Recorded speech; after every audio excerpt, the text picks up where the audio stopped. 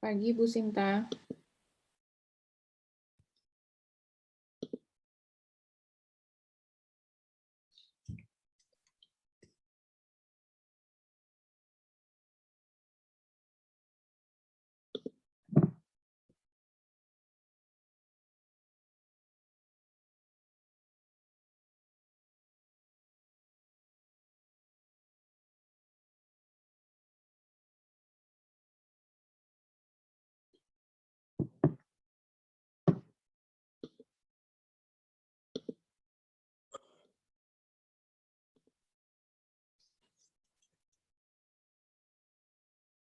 Selamat pagi rekan-rekan mahasiswa, silakan untuk menyalakan kameranya.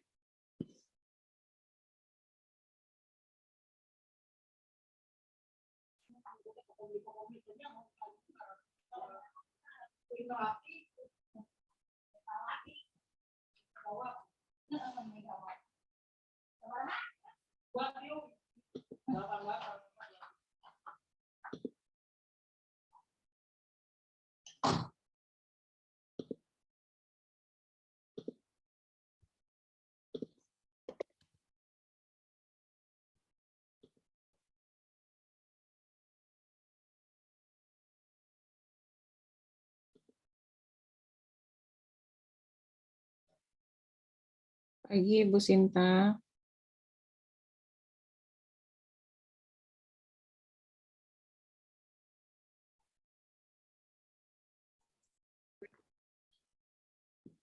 Pagi Bu Prita. Siapa? Ada Pak Geri ya? Ya. Ada Selamat pagi Bu Sinta. Kang Taufik. Selamat pagi Bu Prita. Pak Geri, sehat Ger? Alhamdulillah Ibu sehat. Ibu juga sehat. Alhamdulillah. Ibu Sinta. Pagi, Pak Mursa masih di Aceh? Bandung Bu, udah 2 bulan di sini Bu, standby. Sehat? Alhamdulillah sehat Bu. Dan sehat? Ya, alhamdulillah. Ya. Baik, mau dimulai Bu? Mangga. Baik. Pak Mursa. Ya. Baik. Assalamualaikum warahmatullahi wabarakatuh. Selamat pagi, salam sejahtera bagi kita semua. Terima kasih kepada Kang Taufik yang sudah memfasilitasi perkuliahan hari ini.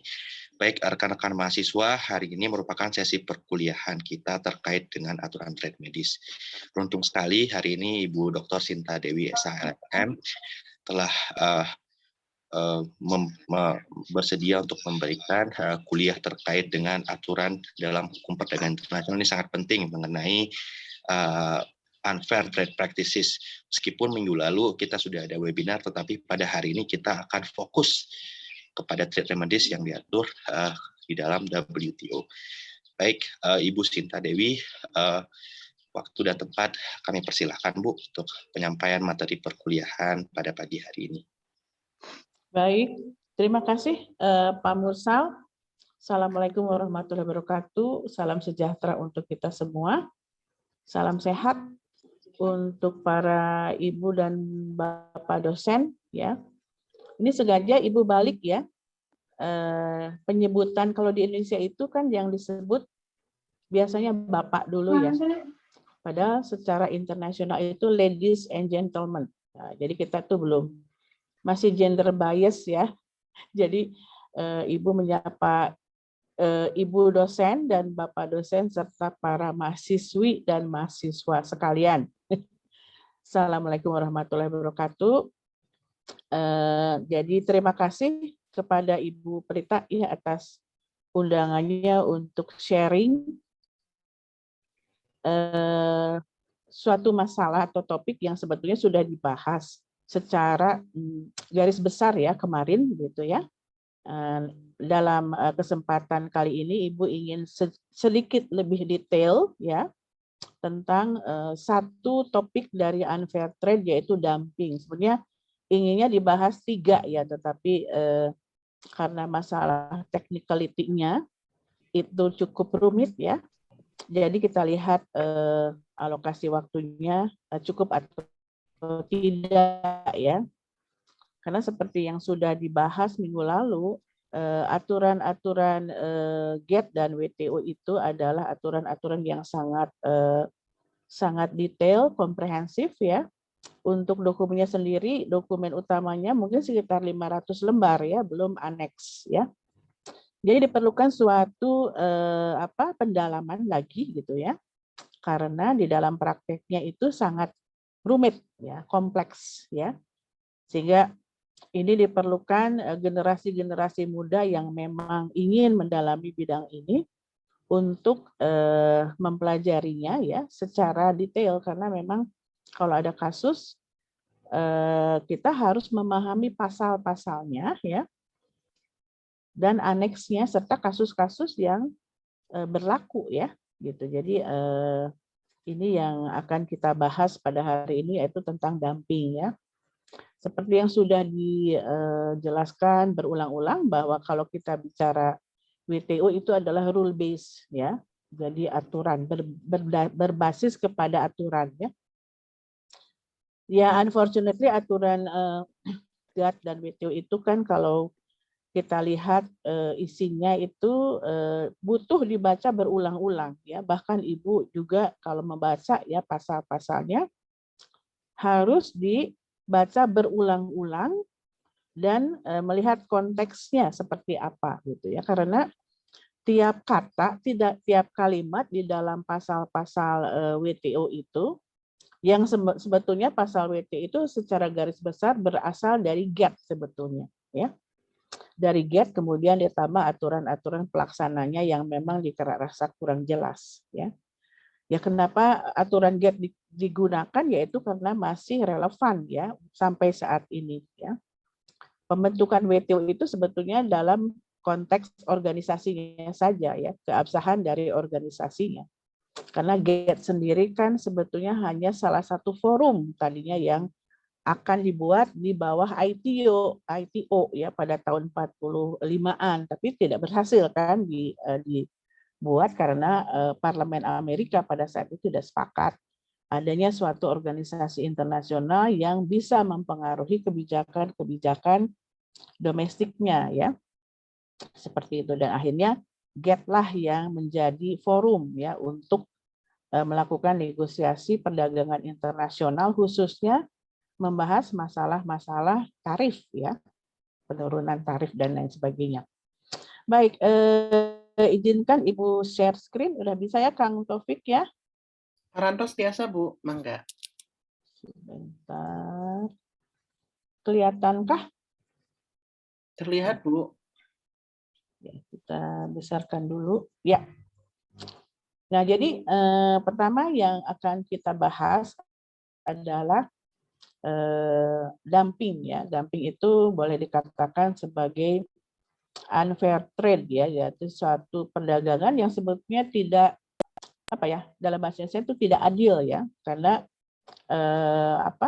tidak konsisten menerapkan prinsip-prinsip MFN dan national treatment.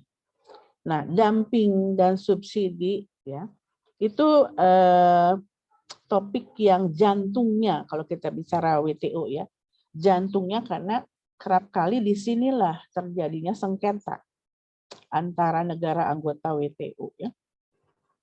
Jadi dumping sendiri seperti yang dipahami oleh mahasiswa sekalian adalah di mana kita menjual barang, misalnya Indonesia menjual produk di luar negeri ya, produk sepatu misalnya ya, dengan harga yang lebih rendah ya dari nilai normal. Nanti kita lihat apa yang dimaksud dengan nilai normal ya, atau normal value itu di negara di mana produk kita dijual di sana ya.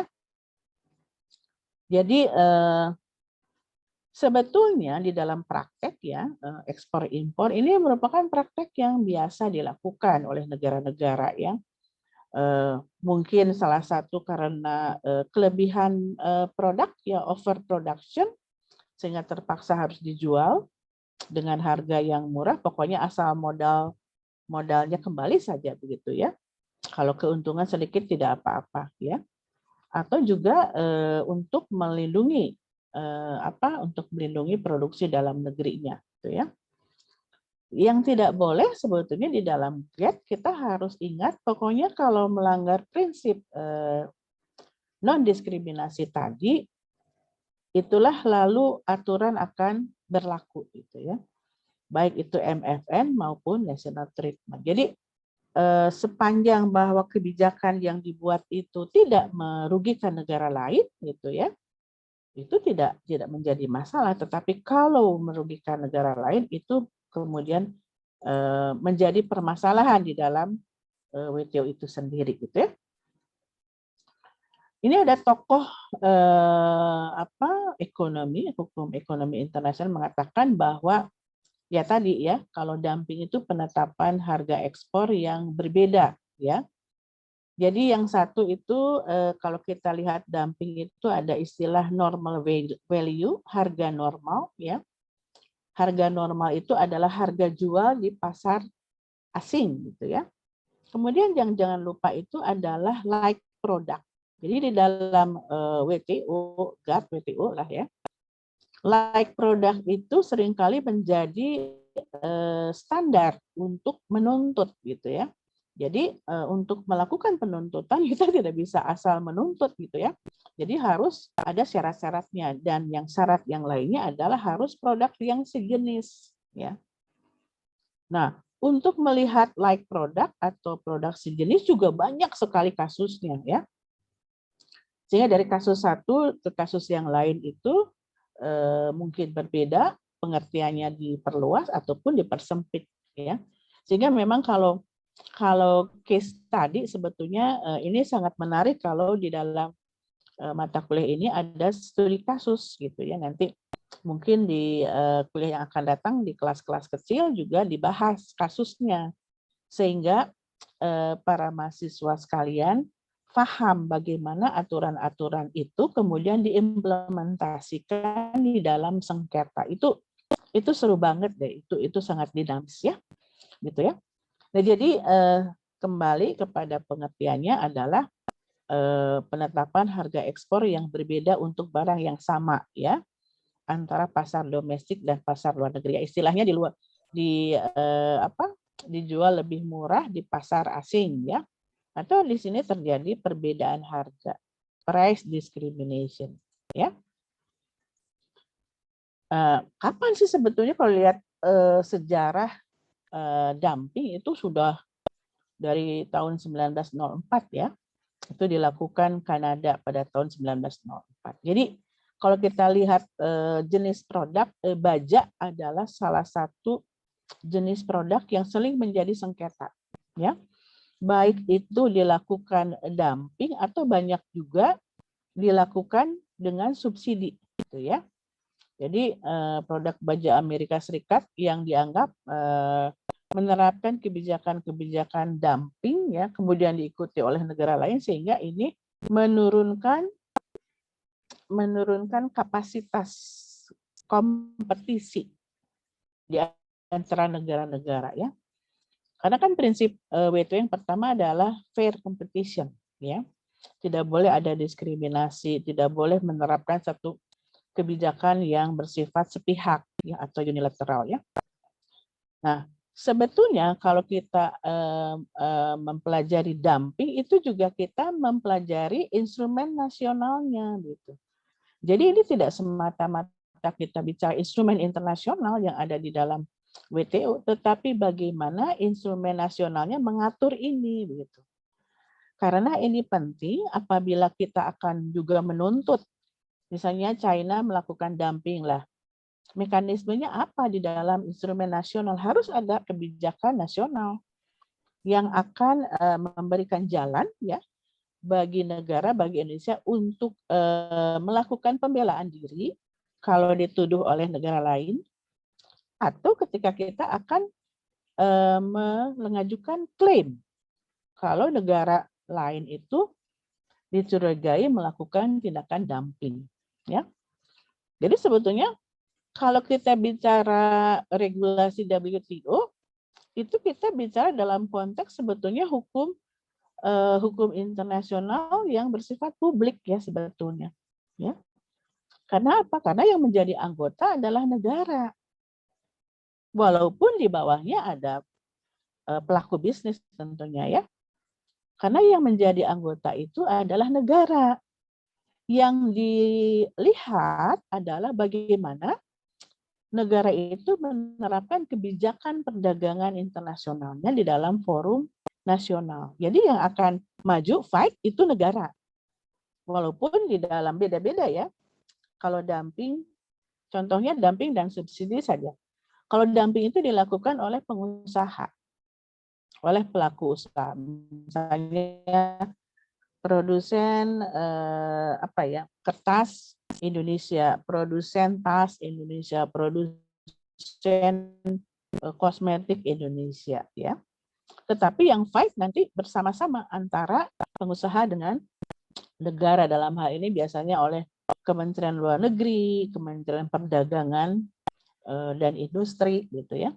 Kalau subsidi itu pure kebijakan pemerintah ya. Kebijakan pemerintah yang memberikan privilege, keistimewaan kepada sektor-sektor industri nasional, sehingga itu juga menyebabkan persaingan tidak bisa dilaksanakan secara sesuai aturan WTO ya. Jadi kalau dumping itu agak-agak spesifik karena itu memang yang mengetahui bahwa sudah terjadi dumping itu biasanya pengusahanya. Loh kok saya misalnya pengusaha nasional ada produk China masuk ke Indonesia misalnya. Produk apa ya? Misalnya produk kaos kaki lah ya. Saya biasanya untung segini kok sekarang untungnya sedikit. Wah, ternyata banyak produk China masuk, diteliti lah gitu. Itu dumping. Nah, baru nanti berproses, nanti prosesnya ada aturannya di mana pengusaha itu nanti akan melakukan melaporkan hal ini kepada di dalam kebijakan nasional ada komisi anti dumping sekarang ya, ada komisinya dengan bukti-buktinya nanti komisi diolah oleh komisi ini, kemudian nanti ditentukan apakah sudah terjadi dumping atau tidak. Seperti itu ya. Jadi kalau kita lihat latar belakangnya sangat sulit untuk dinegosiasikan karena memang dumping itu dilakukan oleh negara-negara maju awalnya dan negara berkembang ya. Jadi kalau di dalam GATT diawali oleh dalam Kennedy Round itu negosiasi ya. Negosiasi di dalam kerangka GATT ya. Yaitu tahun 67 ya. Jadi sudah ada namanya anti dumping code. Karena banyak negara melakukan tindakan-tindakan unilateral ya, pembalasan terhadap dumping secara sepihak ya. Pembalasannya itu artinya menerapkan tarif bea masuk ya, artinya yang tadinya tarifnya setelah dinegosiasikan di dalam schedule of commitment-nya hanya 5%, mungkin bisa dinaikkan menjadi 10% atau 15% gitu ya. Hanya ada aturannya ya, tidak bisa dikenakan selama-lamanya dan dengan kemauan satu negara saja ya. Nah, ini berlanjut ya. Kemudian ada di Tokyo namanya Tokyo Round Anti Dumping Code 1979. Nah, kemudian jadilah sebetulnya di dalam Uruguay Round ini cukup lama ya. Ini Uruguay Round itu negosiasinya itu kira-kira berapa tahun ya? Itu ada 9 tahun ya, 8 sampai 9 tahun ya. Ini adalah suatu negosiasi yang paling lama karena sangat kompleks. Kalau di awal itu hanya yang diatur adalah perdagangan di bidang barang saja, ya. Kemudian dalam Uruguay itu ditambah lagi menjadi perdagangan jasa masuk, kemudian mengenai hak kekayaan intelektual juga masuk. Kemudian yang bersejarah tentu adalah penyelesaian sengketanya masuk ke sini. Jadi semua sengketa itu harus diselesaikan di dalam framework WTO itu sendiri ya. Jadi tidak sendiri-sendiri seperti itu. Nah, di dalam akhirnya di dalam GATT WTO itu di dalam GATT WTO itu kemudian ada pasal 6 ya yang disebut sebagai pasal yang mengatur anti dumping, tapi pasalnya cukup ringkas sehingga perlu diperjelas di dalam Uruguay Round ya, di dalam dokumen WTO itu ada di dalam aneks 1. Jadi semua aturan-aturan pelaksananya ada di dalam yang disebut dengan aneks ya. Jadi pengaturan di dalam GATT itu sendiri adalah pasal 6 GATT tahun 47 ya. Kemudian di dalam pasal 6 itu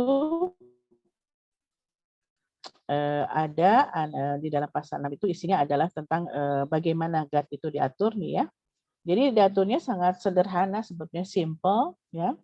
Makanya diperlukan suatu penjelasan lagi gitu ya. Dan penjelasan lagi itu di dalam Agreement on Implementation of Article 6 of GATT 1994 atau sering kita kenal di dalam aneks 1 ya. Jadi di sini ya, aturannya kemudian jadi artinya dumping itu sesuatu yang tidak condemn ya. Condemn itu sesuatu yang sebetulnya tidak diperkenankan ya. Tetapi apabila dilakukan dan ada kerugian gitu ya, maka negara yang dirugikan bisa mengambil tindakan kebijakan atau menerapkan bea atau biaya namanya anti dumping itu ya. Nah, tapi ada prosedurnya ya. Jadi ada prosedur penyelidikan dan dilaksanakan sesuai dengan ketentuan-ketentuan yang ada. Jadi memang kalau di dalam WTO itu artinya bahwa dumping ini ada aturan-aturannya kalau misalnya menerapkan atau menimbulkan kerugian ya. Nah, ini di sini di pasal 6 ayat 1 GATT itu ya. Kalau misalnya nanti bisa kalian juga lihat kembali ya pasal 6 ya. Jadi istilahnya ya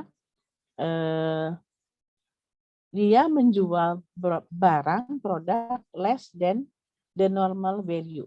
Jadi harganya lebih murah atau lebih kecil atau lebih sedikit daripada harga normal ya dari produk tersebut, dan it is to be condemned ya.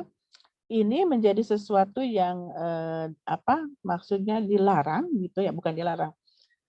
Sesuatu yang harus ada hukumannya ya. Kalau itu menyebabkan ya it cause atau mengancam yang apa yang disebut sebagai material injury ya. Jadi yang dilihat adalah kerugian ya, kerugian secara ekonomi karena disebut di sini sebagai material injury ya.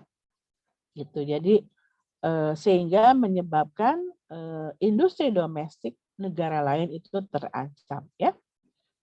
Nah, kemudian nanti kita lihat apa yang disebut sebagai less itu ya. Nah, less than normal value itu adalah apabila produk sejenis dijual misalnya begini. Tadi ya sepatu yang gampang. Sepatu dari Indonesia, dari Cibaduyut dijual ke Malaysia. Di Cibaduyut itu harganya 100.000, di Malaysia itu 60.000 ya. Kemudian kalau misalnya di Malaysia sendiri tidak ada produk sejenis ya, tetapi dengan banyaknya produk masuk ke Malaysia menyebabkan produk-produk sepatu lainnya juga terancam ya. Makanya bagaimana untuk menentukannya ya? Menentukannya adalah mencari negara ketiga ya yang memproduk, misalnya dilihat di pasar Singapura gitu. Oh, ternyata di pasar Singapura ada produk yang sejenis ya. Makanya produk itu yang dilihat nanti. Berapa dijualnya, kemudian diteliti ongkos produksinya, dikira-kira berapa dan sudah terjadi pelanggaran ya. Jadi di sini ya. Jadi dilihat ekspor ke pihak negara ketiga kalau memang susah dicari pembandingnya ya. Nah, ini kita lewat saja karena sudah sorry ya, ini lewat. Nah, kemudian sekarang ya, jadi istilahnya memang dumping itu tidak dilarang, ya, tidak dilarang, tetapi tadi condemn, ya, artinya ada sanksi apabila menyebabkan kerugian atau yang disebut sebagai material injury. Nah, di dalam pertemuan kemarin ya, ada yang menanyakan bagaimana menentukan material injury itu apa yang dilihat ya. Nah, di dalam aturan ya, jadi di sini nanti kita lihat material injury itu adalah kerugian yang secara keuangan ya menyebabkan kerugian, kemudian dilihat dari volume barang yang masuk demikian banyak gitu ya, dari volume, kemudian dari volume itu kemudian harganya juga murah sehingga produk-produk sejenis itu mengalami kerugian gitu ya. Tetapi kalau kita lihat material injury itu seperti apa, fixnya memang kita hanya bisa melihat dari kasus yang berkembang gitu ya. Jadi dari kasus A, kasus B, kasus C itu kadangkala pengertian material injury-nya itu bisa akhirnya diperluas atau akhirnya dipersempit gitu ya. Jadi sangat dinamis. Makanya kemudian Ibu mengusulkan apabila ada kelas, kembali kepada kelas-kelas kecil itu ada baiknya dibahas juga ya kasus ya supaya kita tahu apa sih yang disebut sebagai less than normal value itu apa. Kemudian kalau kerugiannya seperti apa, kemudian bagaimana prosesnya ya di dalam penyelidikan dan penuntutan untuk menerapkan biaya anti dumping ya. Jadi memang negara bisa mengambil tindakan untuk melindungi industri dalam negeri. Jadi sebetulnya basicnya itu tidak dilarang, tetapi apabila merugikan condemn, ada sanksinya. Nah, kenapa pasal ini tidak secara jelas? Udah jelas sebetulnya tegas aja dilarang ya. Nah, ternyata di dalam dumping juga ada praktek-praktek yang memang tidak sepenuhnya itu merugikan, tetapi ya tadi misalnya dia over capacity, produknya berlimpah, tidak laku, lempar ke pasar asing, asal modal kembali saja. Dia tidak ada maksud sebetulnya untuk merugikan negara lain. Nah, nanti itu bisa dilihat dari bukti ya. Karena kalau kita belajar WTO itu selalu rule based and evidence based. Kita dalam melakukan tuntutan apabila merasa dirugikan kita tidak bisa asal menuntut. Harus rule based. Jadi buktinya, hitungannya ada tidak, buktinya ada tidak. Data itu yang nanti dipresentasikan di dalam panel, di dalam penyelesaian sengketanya ya. Seperti itu ya. Ini kemudian pasal 6 itu kan ada bahasa ya tadi ya. Less than normal value, kalau rumusnya adalah LTVN ya. Apa sih less than normal value ya? Jadi less than normal value itu adalah di harganya di bawah harga pasar di negara ketiga, kemudian menyebabkan atau kalau mengancam juga ya atau materially retard the establishment of domestic injury juga sudah bisa melakukan penuntutan. Jadi memang luas sekali ya cakupannya. Jadi kerugiannya memang sudah terjadi atau sudah ada indikator-indikator untuk mengancam ya, mengancam industri domestik ya, atau material retard the establishing of domestic injury. Jadi memang yang dilihat kalau yang namanya injury di dalam GATT-WTO adalah kerugian secara ekonomi. Tetapi harus ada buktinya ya, ada datanya, benar enggak gitu ya. Tidak bisa asal melakukan penuntutan. Makanya kemudian di dalam dumping khususnya itu harus dilengkapi dengan aturan-aturan kebijakan-kebijakan nasional, ada komisinya karena komisi ini yang akan menggodok ya. Kalau memang ingin mengajukan tuntutan ke WTO atau ada tuntutan dari negara lain terhadap Indonesia, ini sudah dipersiapkan dengan baik ya. Jadi ada aturan pelaksananya sendiri ya. Tadi sudah Ibu sebutkan di dalam aneks 1 ya. Pasal 7 WTO, kemudian ada proses pengajuannya ya, dan ini proses pengajuannya harus diatur oleh ketentuan-ketentuan nasional yang tentu. Ketentuan nasional itu harus sesuai dengan komitmen kita di WTO tersebut. Kemudian ada proses investigasinya. Jadi memang tidak mudah gitu ya. Tidak mudah karena dibutuhkan ya. Dibutuhkan suatu proses ya. Satu proses yang komprehensif, yang ada datanya, kemudian mengerti betul aturan-aturan pelaksananya sehingga tuntutan kita bisa diterima kalau memang itu merugikan ya.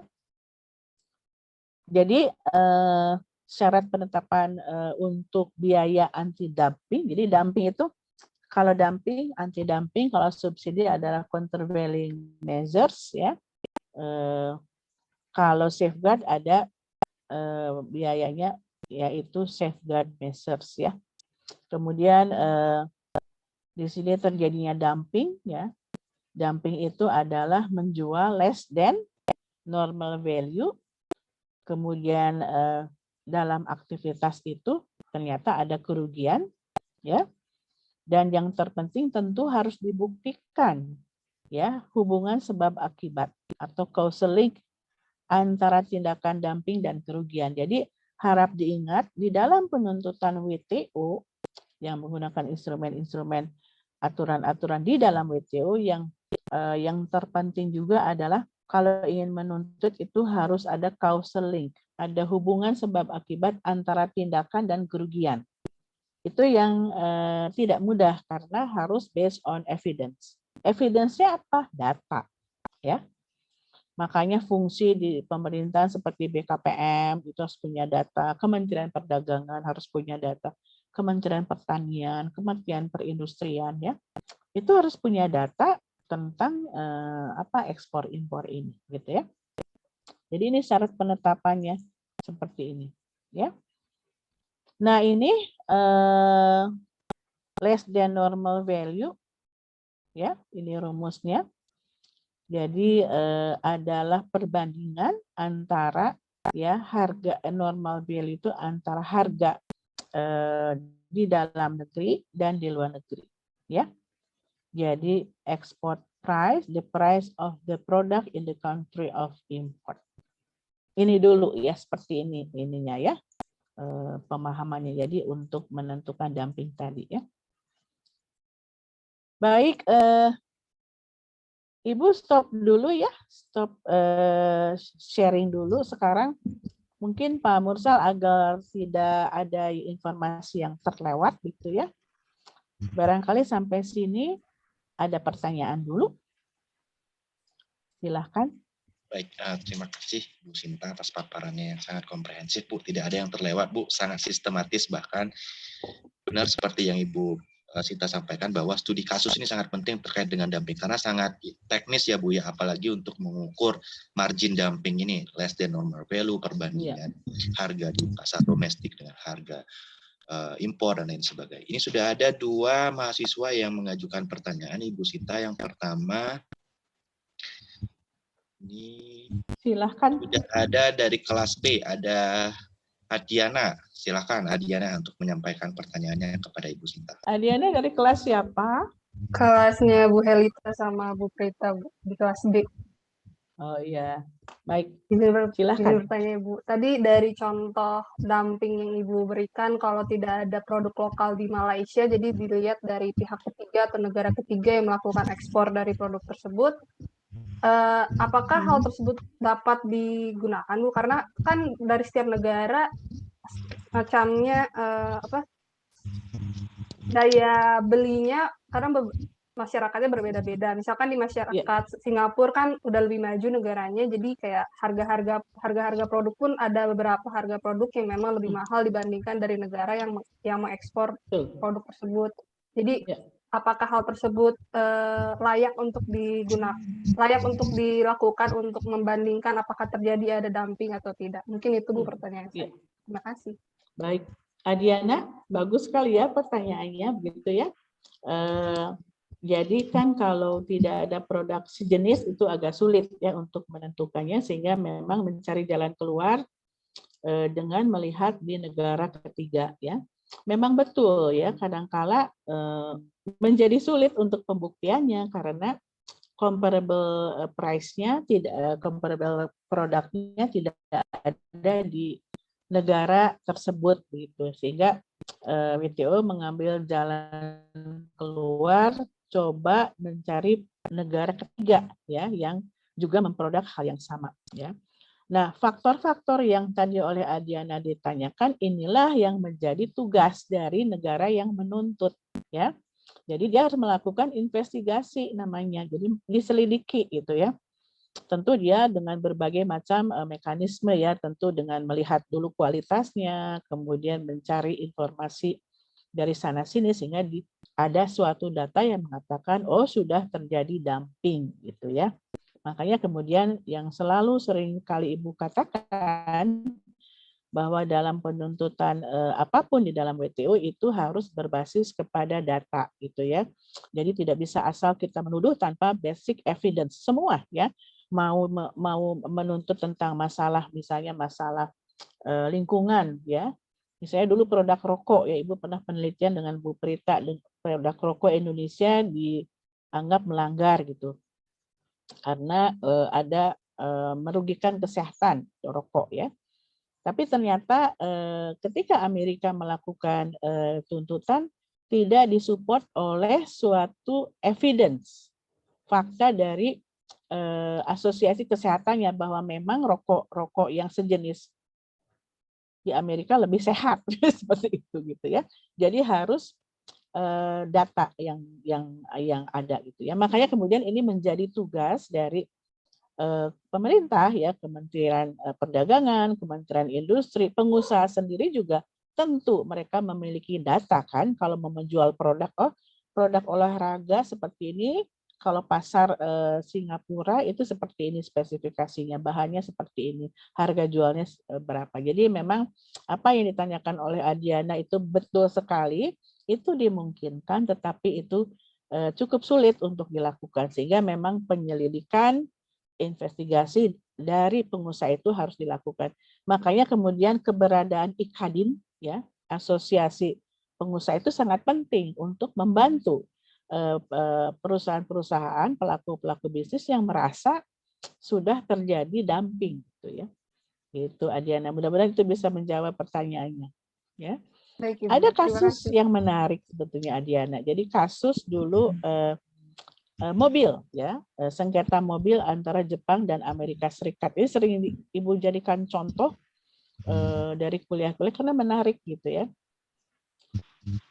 Amerika kan terkenal dengan dulu ya, tahun 80-an itu produk mobil dengan 3000 cc. Tentu membutuhkan bahan bakar yang banyak ya.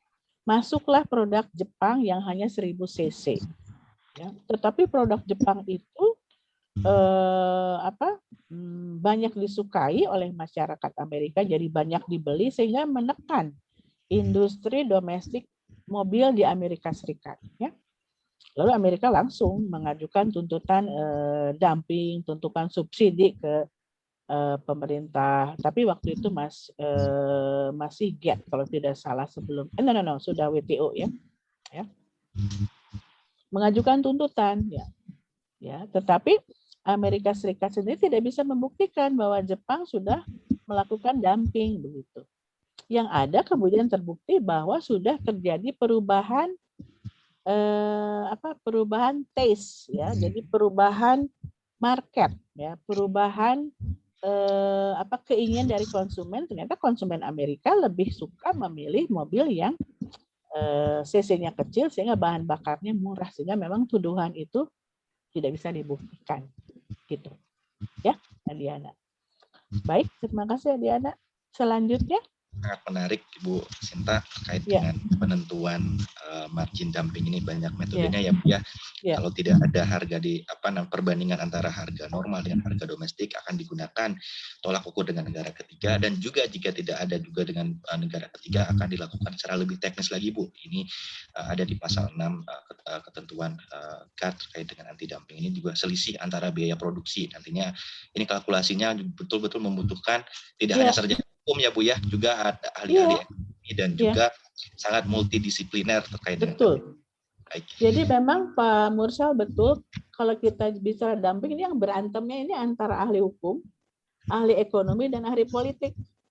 Karena ahli ekonomi mengatakan kenapa dumping itu dilarang, karena ini adalah produk atau kebijakan yang biasa dilakukan.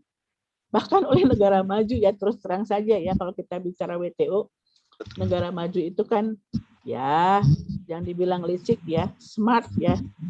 Bukan licik ya, apa namanya ya, cunning. Ya, cunning itu pintar tapi semi-semi licik sedikit gitu. Karena mereka sudah advance, dia sudah punya kebijakan nasionalnya ya. Ketentuan dumping WTO itu sebetulnya mengutip ketentuan dumpingnya Amerika Serikat. Karena Amerika Serikat sudah equip dengan aturan-aturan nasionalnya gitu ya. Bahkan Jadi dalam memang kita betul, sebagai jadi juga ya Bu ya, sebagai konsumen ya Bu ya, bisa beli barang murah kan sesuatu yang menjadi ya juga bagi kita ya Bu ya. ya untuk konsumen kan kita ingin, tapi gini ya, kalau Indonesia tuh aneh gitu ya, konsumen Indonesia tuh aneh. Kalau beli barang ada dua barang sejenis, misalnya antara dulu ya Nokia dan Huawei. Nokia berapa? Bukan Nokia, Samsung berapa? 10 juta. Huawei berapa? 5 juta. Padahal kemampuannya sama. Kita beli yang apa?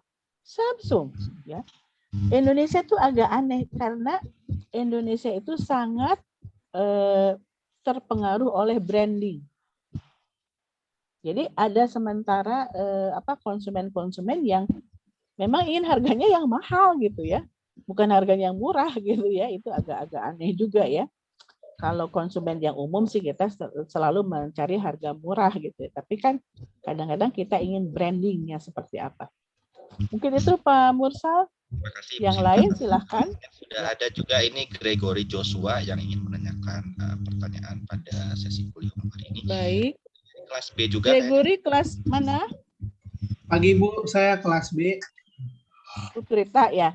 Iya, Ibu dan Bu Helita. Wah, ini kelasnya Ibu mana? Nggak ada yang nanya. Ayo. Di kelas Bu Prita banyak yang nanya. Silahkan Gregory. Silahkan. Ya. Baik, terima kasih Bu. Baik Bu, saya ingin bertanya sebenarnya terkait dengan bacaan yang saya baca di bukunya Simon Lester terkait dengan investigasi praktek dumping. Nah, saya juga merefer kepada pasal dari artikel 5.4 dari Anti-Dumping Agreement yang dikeluarkan oleh WTO bahwa suatu pelaporan terkait praktik dumping itu hanya bisa dilakukan oleh domestic industry apabila terdapat 50% market share dari like product tersebut di dalam suatu pasar domestik itu. Dan dia punya standar minimumnya itu 25%. Nah, pertanyaan saya Bu, bagaimana kalau misalnya terhadap suatu like product itu market share dari produsen domestik itu tidak sampai 20% Ibu, tetapi margin harga dumpingnya itu sangat-sangat tinggi. Nah, artinya kan secara tidak langsung akan ada terpengaruh juga ya Bu, biarpun hanya di bawah 25%. Nah, itu kalau seperti itu bagaimana ya Bu? Apakah tidak ditindak juga terkait dengan praktek dumping seperti itu? Mungkin itu pertanyaan saya. Terima kasih Bu. Ya.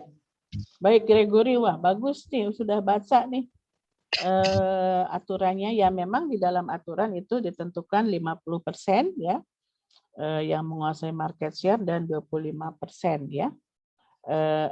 Nah ini fungsinya nanti bagaimana gitu, pertanyaannya bagus ya, tapi harus di-exercise. Artinya kalau ini ingin dilakukan secara nasional itu di data dulu tentunya ya, datanya yang harus dikumpulkan terlebih dahulu. Nah nanti diberikan kepada asosiasi, dalam hal ini IKADIN, kemudian dari IKADIN diproses kepada Komisi Anti Dumping. Nanti Komisi Anti Dumping yang akan menentukan ya.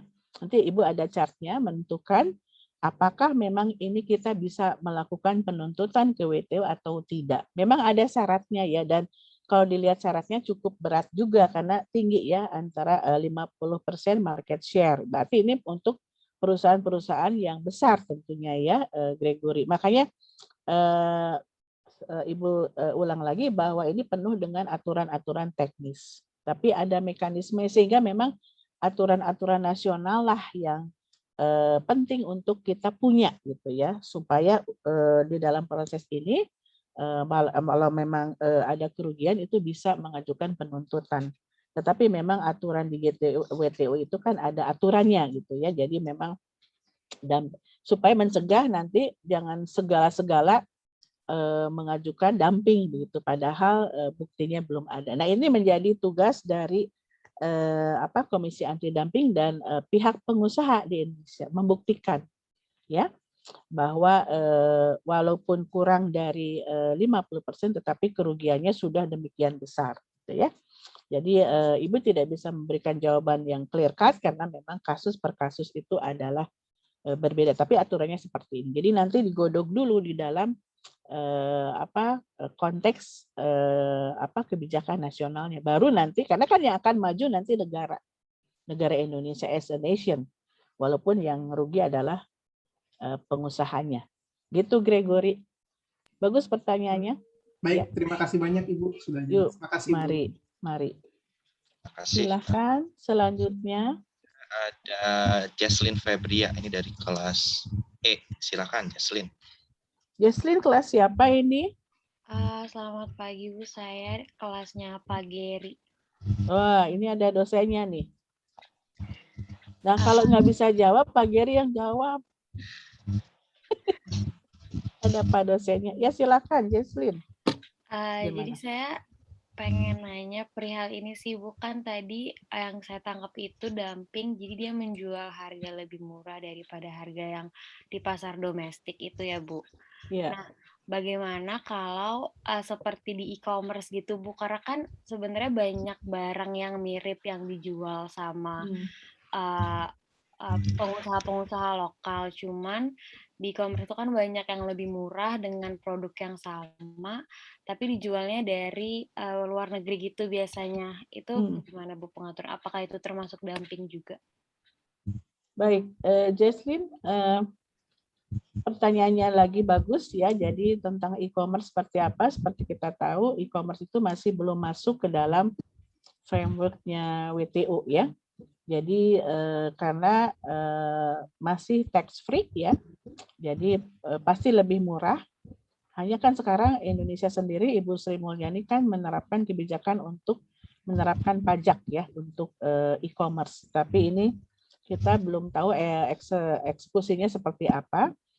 Jadi itu pasti lebih murah gitu ya. Hanya memang kalau e-commerce itu belum masuk ke dalam framework-nya WTO gitu ya. Jadi memang masih murah dan memang ini belum masuk WTO karena negara-negara masih merasa bahwa ini industri baru berkembang, jadi harus mendapatkan insentif dulu deh ya, jangan dikenakan pajak dulu gitu. Tapi ternyata dengan ekonomi digital seperti sekarang ini, industri ini tumbuh demikian pesat ya, sehingga menyumbang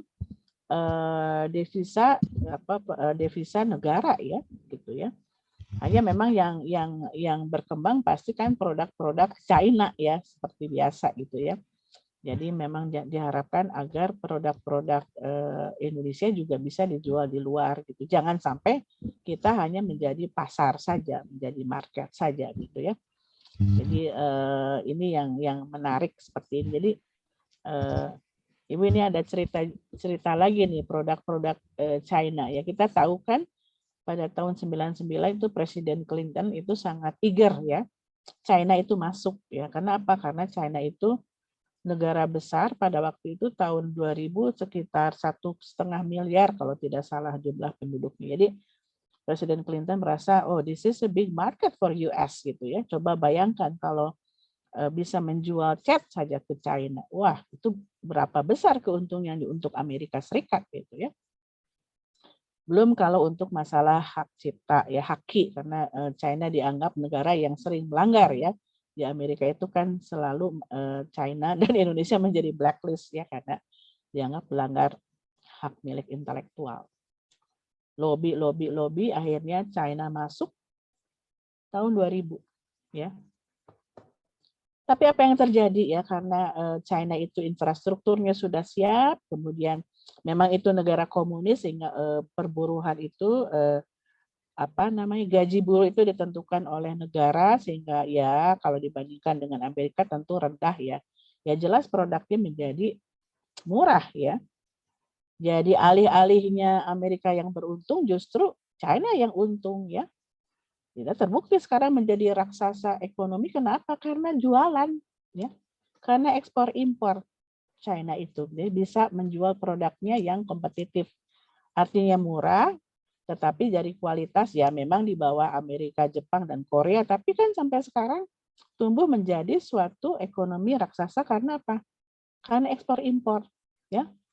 Jadi dulu pernah ada rombongan ketika masih Presiden Obama ya, ada rombongan Presiden siapa ya Pak Mursal ya, Hu Jintao ya kalau tidak salah, presiden yang lalu datang ke Amerika. Biasa kan dia membawa pengusaha, dia membawa menteri-menterinya gitu ya,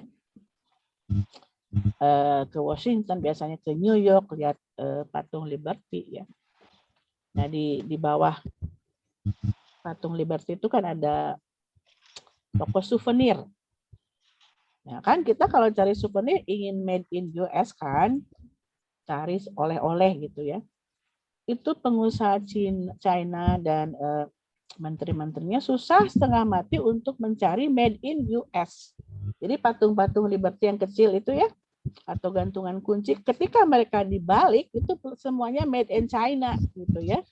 Jadi mereka sendiri mencari oleh-oleh untuk mereka sendiri susah karena semua made in China. Itu memperlihatkan betapa powerfulnya mereka gitu ya. Gitu ya. Di Indonesia saja ya. Ini untuk kerudung ibu peniti ya. Ibu beli peniti dari Pasar Baru dan ibu peniti dari buatan China itu beda. Kalau yang dari Pasar Baru itu nggak bisa tembus kalau kerudungnya tebal. Tapi kalau yang dari China itu bisa masuk tuh. Itu hal kecil masa peniti. Masa peniti kita harus beli dari China. Kenapa kita tidak bisa sih memproduksi? Karena tidak kompetitif itu ya. Makanya kemudian Presiden Jokowi begitu bersemangat untuk membangun infrastruktur karena untuk menurunkan resiko produk mahal. Ya, itu salah satu komponen adalah infrastruktur gitu. Jadi ini jadi cerita kemana-mana, tapi Ibu ingin memperlihatkan bahwa sebetulnya di mana produk itu bisa kompetitif, dia bisa unggul. Ya kasus kemarin ya seperti anaknya bos Huawei ditahan di Kanada 3 tahun. Ya, hanya karena gara-gara Huawei menjual produknya ke Iran sebetulnya. Tapi di belakang-belakangnya itu sebetulnya Apple itu sudah kalah gitu, sudah hampir tersaingi produk. Jadi mencari jalan. Ditahanlah 3 tahun, bayangkan. 3 tahun kebetulan karena bos Huawei dia punya rumah di Vancouver, di tahanan rumah. Tapi bayangkan dia pakai kayak gelang ya, gelang dari platinum yang akan mengawasi, men-surveillance semua gerak-gerik dia nggak bisa kemana-mana. Yang agak on the off ya kalau bahasa kolonial tuh on the off itu atau bahasa Prancisnya teuyahan, Pak Mursal pasti tahu ya. Itu rumah itu dijaga oleh security orang Kanada ya. Tapi yang bayarnya itu si Huawei gitu ya. Siapa namanya tuh ya? Lupa. Nancy atau siapa. Itu yang bayar tuh ya tahanannya gitu ya. Udah negosiasi akhirnya dia lepas, bisa pergi ke pulang ya, karena memang itu pada rezimnya Donald Trump ya. Sekarang kan Joe Biden dianggap memiliki hubungan yang lebih baik, akhirnya dia lepas. Tapi apa yang terjadi setelah dia lepas? Huawei mengatakan saya akan menutup semua kantor toko yang ada di Kanada. 1. Kedua, paten untuk 5G di Kanada di stop. See what happened to China? Begitu berkuasanya. Karena apa? Jualan, ekspor impornya gitu ya. Jadi begitu pulang, kemudian dia mengambil tindakan itu, nah baru kena nih, ya.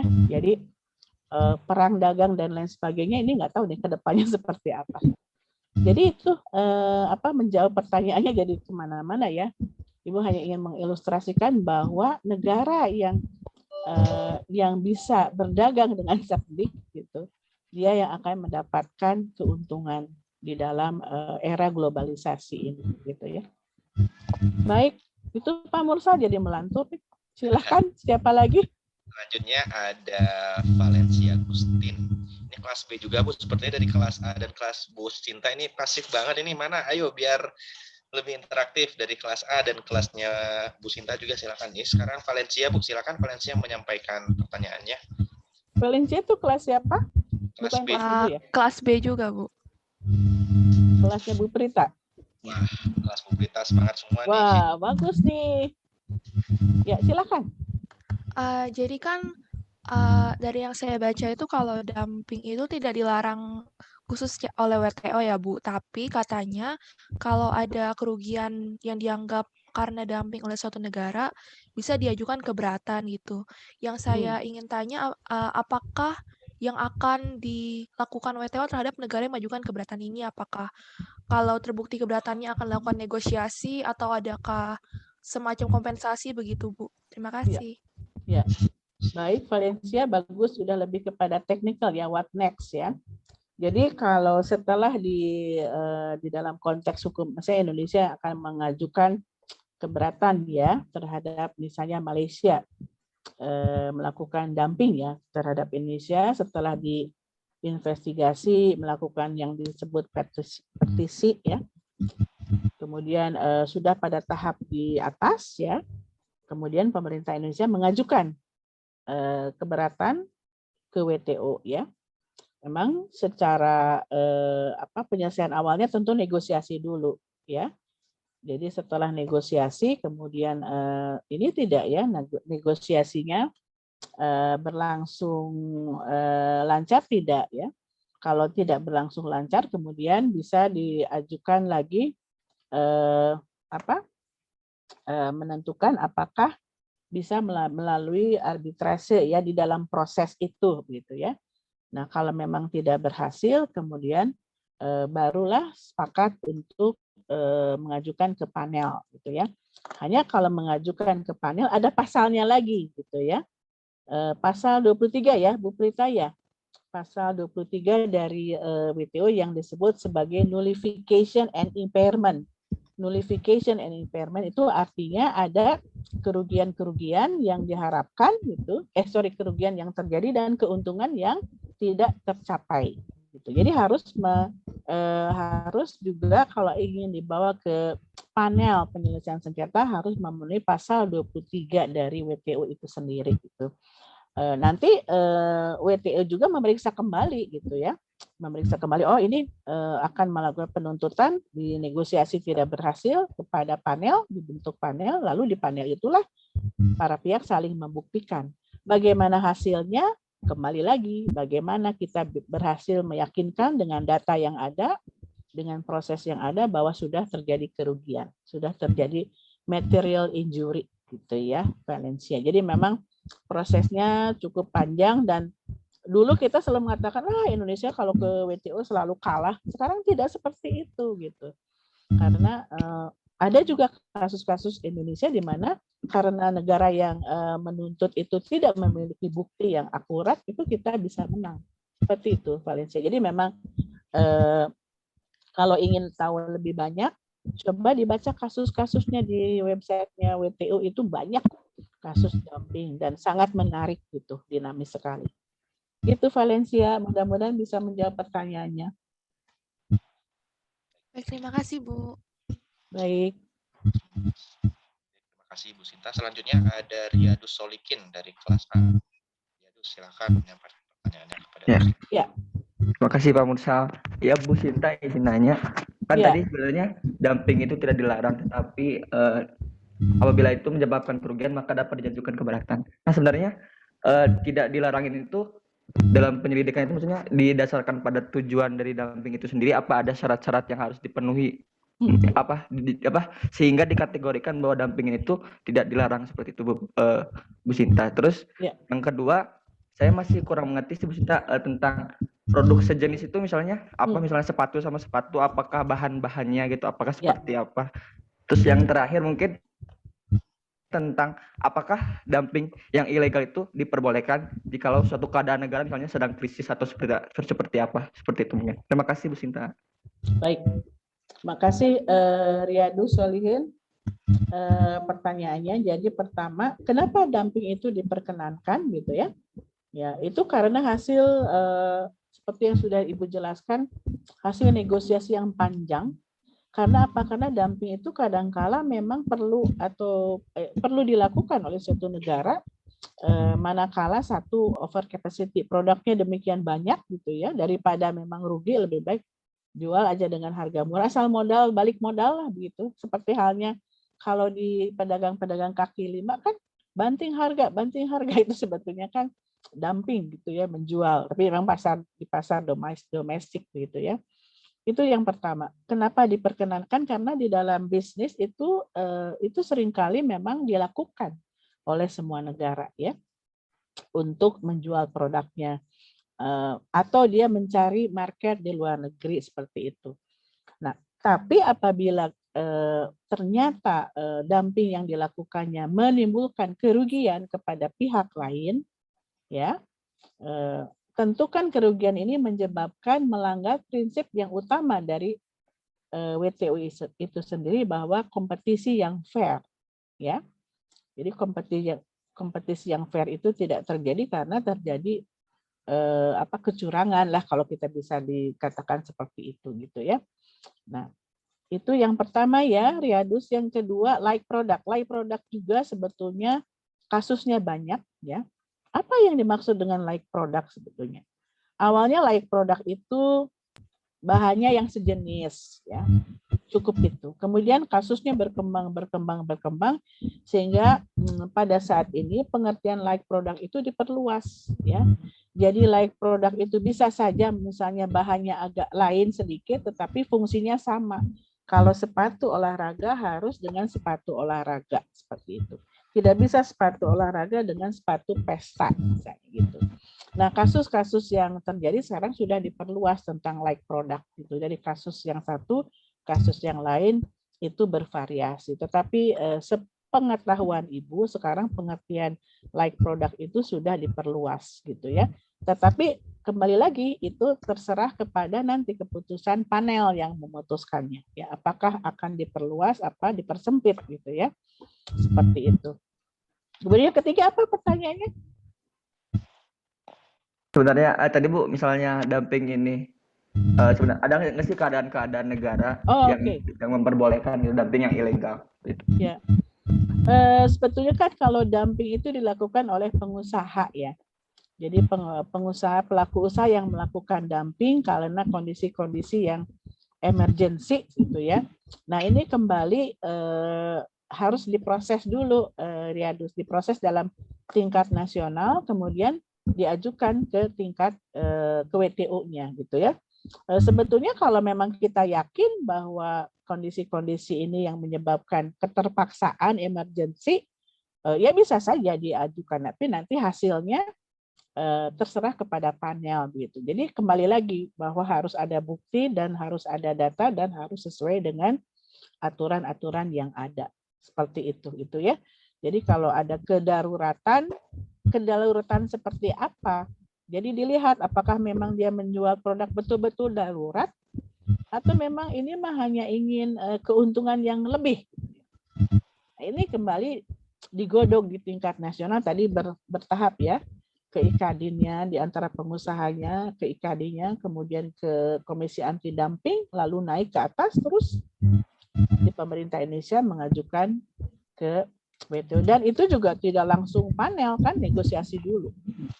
Negosiasi itu dengan menyerahkan bukti-bukti yang ada. Seperti itu. Begitu ya.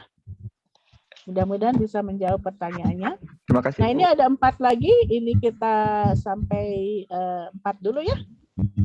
Ibu lanjutkan lagi. Baik. Silakan Bu Sinta dilanjutkan Bu. Nyoman dulu. Ibu jawab 4 pertanyaan dulu. Nanti Ibu lanjutkan. Silakan. Baik Ibu, terima kasih. Yang ingin saya tanyakan Bu terkait tadi dumping kan dikatakan bahwasanya kalau misalnya terjadi ada kepentingan yang dirugikan Bu. Nah yang saya masih belum pahami itu apakah kalau misalnya dalam suatu pasar domestik itu tidak ada produk lokal yang like product gitu Bu. Apakah bisa dikatakan ada kepentingan yang dirugikan dalam hal itu Bu? Terima kasih. Iya. Nyoman, bagus ya technical, jadi teknis. Jadi kalau memang tidak ada like product di pasar negara, di pasar di mana barang itu dijual, itu mencari negara ketiga. Seperti tadi pertanyaannya. Jadi misalnya menjual sepatu ke Malaysia, tapi di Malaysia tidak ada produk sejenis, kita lihat pasar Singapura, ya, atau pasar yang mirip mungkin pasar Filipina. Ada tidak sepatu sejenis gitu. Hanya memang ini penentuannya agak sedikit sulit karena harus melihat juga kualitasnya, harus melihat komponen-komponen ya. Maksudnya kalau sepatu dengan harga 100.000, komponen apa sih yang ada itu harus ada datanya. Ongkos angkut misalnya berapa, kemudian keuntungan berapa persen, pajak misalnya berapa persen, itu dihitung. Ini menjadi tugas dari pengusaha itu sendiri untuk menghitungnya, ya. Pengusaha itu sendiri kemudian nanti dibantu oleh IKADIN, asosiasinya di mana, gitu ya. Kemudian naik ke atas ke komisi anti dumpingnya seperti apa untuk apakah ini bisa diteruskan atau tidak, ya. Jadi prosesnya memang cukup panjang. Begitu. Mudah-mudahan bisa menjawab ya, Nyoman. Jadi kalaupun tidak ada di Malaysia, dia cari di pasar negara ketiga. Ya, dengan comparable price-nya itu ya. Jadi harus dihitung juga komponen-komponen sampai keluar suatu harga tertentu. Ya. Makasih Nyoman. Terima kasih. Chandra, silakan. Selanjutnya ada Chandra. Masih di ya. Baik Ibu, terima kasih. Saya izin bertanya Bu, jadi saya kan sudah baca di bukunya Prof. Ahmad Syarifuddin Nattabaya. Di situ saya baca pengertian dari Kindleberg bahwa dumping itu terbagi menjadi dua, yaitu pertama predatory dumping dan persistent dumping gitu. Yang saya pertanyakan adalah predatory dumping, yaitu menurut dia predatory dumping adalah diskriminasi dan menguntungkan pembeli untuk sementara waktu dengan tujuan untuk menghilangkan saingan yang nanti akan dinaikkan lagi harganya kembali. Nah, pertanyaan saya, ada nggak sih Bu regulasi yang mengatur bahwa dumping yang sudah dilakukan oleh bertahun-tahun itu tidak boleh dinaikkan lagi harganya atau di markup lagi harganya gitu Bu? Itu aja sih Bu pertanyaannya. Baik, bagus ya pertanyaannya. Kembali ya, bahwa memang di dalam praktek bisnis itu ada dua ya, persistent dan predatory. Tentu namanya juga predatory ya. Berarti dia itu memang memiliki maksud untuk melakukan tindakan-tindakan diskriminasi gitu ya. Jadi menguntungkan sesaat, diturunkan dulu kemudian dinaikkan gitu ya. Nah itu sebetulnya praktek bisnis yang terjadi. Nah tugasnya kita hanya berdasarkan kepada aturan yang ada ya. Ya aturan yang ada pokoknya kalau misalnya dijual dengan harga yang murah kemudian menyebabkan kerugian, itu sudah bisa kena pasal-pasal dumping gitu ya. Apalagi yang predatory dumping tersebut begitu ya. Jadi memang ini harus dibuktikan kembali dengan data yang ada gitu ya, bahwa sudah merugikan. Merugikan itu menurunkan kapasitas untuk bersaing, melakukan tindakan-tindakan diskriminatif ya. Sehingga menyebabkan secara general menurunkan persaingan. Itu yang bisa kita pakai sebagai alasan untuk mengajukan dumping, maupun nanti dia persisten mau predatory, nanti bisa terlihat dari data-data yang ada gitu ya. Jadi memang namanya juga predatory pasti itu melanggar gitu ya. Jadi memang dumping itu ada yang mengkategorikan di dalam praktek bisnis bahwa itu dilakukan memang untuk menjual produk-produk yang over capacity ya, sehingga memang itu terpaksa dilakukan ya. Tetapi kita harus melihat produk sejenis di negara yang di mana barang itu dijual, apakah sudah menimbulkan kerugian, dan kerugiannya tentu kan ada ukurannya ya, 50% market share. Jadi memang bukti-bukti inilah yang harus disediakan oleh pihak yang ingin mengajukan dumping tersebut gitu ya, Chandra. Begitu, mudah-mudahan bisa menjawab pertanyaannya. Baik Ibu, terima kasih banyak Bu. Yuk, mangga. Flora, silakan. Baik Bu, terima kasih atas kesempatannya. Izin bertanya Bu, sebenarnya kalau ibarat nih Bu dalam case-nya ada suatu negara yang memproduksi suatu barang ibaratnya misalkan pakaian dengan kualitas yang rendah, lalu menerapkan proses dumping ini dalam rangka bentuk upaya pelindungan dari produk lokal, tapi terdapat negara lain yang ibaratnya merasakan bahwa hal tersebut itu dapat mengancam dan juga keberatan dengan kebijakan yang diterapkan oleh negara yang melakukan penerapan dumping tersebut gitu Bu. Nah terus kalau ibarat nantinya akan sampai di proses perbandingan, apakah perbandingan terhadap pihak ketiga ini itu akan dipersamakan dengan kondisi dari produk yang diproduksi tersebut gitu Bu? Karena kan biasanya kalau misalkan alasan-alasan yang saya tangkap dari tadi itu, dumping ini juga itu kan dilakukan dalam upaya perlindungan terhadap produk lokal itu sendiri gitu Bu. Lalu presentasi perbandingannya juga itu apakah nantinya akan disinkronkan dengan negara yang dilaporkan tersebut atau secara general aja dengan negara-negara yang memproduksi barang yang sama juga Bu. Mungkin seperti itu pertanyaan saya. Terima kasih Bu. Baik, mudah-mudahan Ibu bisa mengambil poinnya ya dari pertanyaannya. Jadi artinya kita based on regulation saja, ya aturan saja bahwa memang dumping itu bisa diajukan kalau ada 3 unsur tadi ya. 3 unsur tadi. 1, bahwa menjual produk dengan harga murah di pasar asing ya. Apakah itu maksudnya untuk melindungi produksi dalam negeri, apakah itu yang namanya predatory, apakah yang itu namanya persisten, itu harus memenuhi unsur itu dulu ya. Menjual lebih murah, kemudian terjadi merugikan ya. Merugikan itu 3 kan. 1, merugikan itu 1 sudah menimbulkan kerugian, 2 mengancam juga, itu sudah bisa mengajukan dumping. Alternatif ini kerugiannya belum terhitung, tapi ini banyak produk yang masuk nih, gimana nih gitu. Itu bisa dilakukan. Dan secara garis besar pokoknya kerugian secara ekonomi terjadi gitu ya. Nah, bagaimana menghitung apabila nanti like produknya tidak ada di negara kedua tapi ada di beberapa negara lainnya? Ya, kita cukup ambil 1 negara saja contohnya, lalu dihitung seperti tadi, menghitung dari course bisnis yang umum gitu ya. Course yang masuk course bisnis yang umum itu artinya dilihatlah, dihitung komponennya ya. Kemudian komponen bahan bakunya berapa, kena pajaknya berapa, kemudian ongkos angkutnya berapa, keuntungannya berapa, itu yang dihitung gitu ya. Jadi memang nanti akhirnya case per case itu tidak bisa jawabannya secara tegas ya, karena itu tergantung dari bagaimana hasil akhirnya seperti itu ya. Jadi pokoknya kita melihat aturan yang ada baik di pasal 6 maupun aneks 1 dari anti dumping tersebut. Jadi 3 unsur tadi. Mudah-mudahan itu bisa menjawab pertanyaannya, Fiona. Baik Bu, terima kasih Bu. Baik, yang terakhir Laurencia, silakan. Baik Bu, selamat pagi. Izin bertanya. Mungkin saya masih belum terlalu mengerti mengenai penerapan tarif bea anti dumping.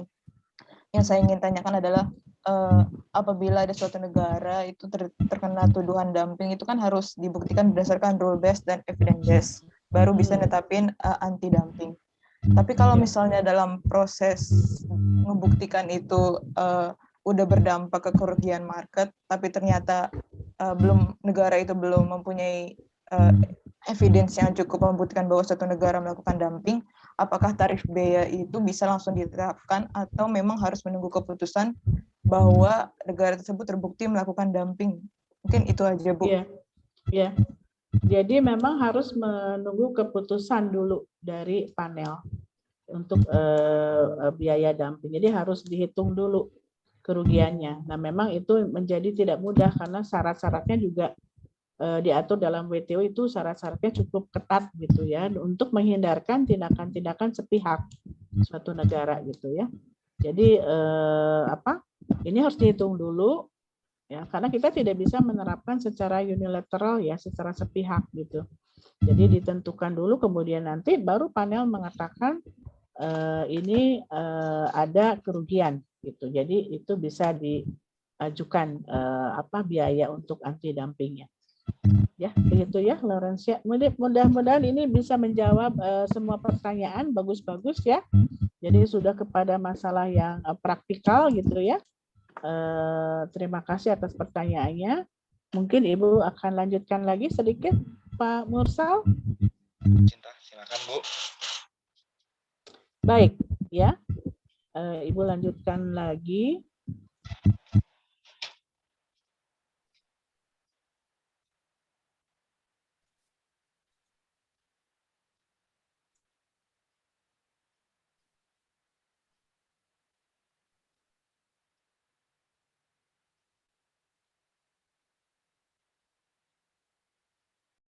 Nah, jadi ini tadi menjawab pertanyaan yang banyak ditanyakan, kan sebetulnya agak sulit itu adalah untuk menghitung kerugian atau like product apabila tidak ada produk sejenis ya di negara yang di negara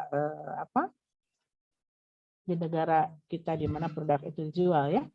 Jadi if the absence of such domestic price, kemudian comparable price-nya itu ya dilihat di negara ketiga mana saja gitu ya. Contohnya satu aja, soalnya satu juga nggak mudah ya. Jadi dilihat bagaimana menghitungnya. Jadi ongkos produksi ya in the country of origin, ongkos produksi berapa plus reasonable addition for selling and cost and profit. Jadi memang harus tadi yang seperti Ibu jawab ya, harus dihitung komponen-komponennya sesuai dengan perdagangan secara umumnya gitu ya. Komponennya itu kan tadi yang banyak itu yang di dalam komponen barang yang tinggi itu adalah sebetulnya adalah angkutan ya. Makanya kemudian Presiden Jokowi sangat concern terhadap infrastruktur di Indonesia karena menjadi produk itu tidak efektif, mahal akhirnya ya. Beda kalau China ya. Ya, Ibu pernah ke China itu, Ibu berpikir China itu negara apa yang underdeveloped gitu ya. Waktu itu Ibu pergi ke Hangzhou lewat Shanghai.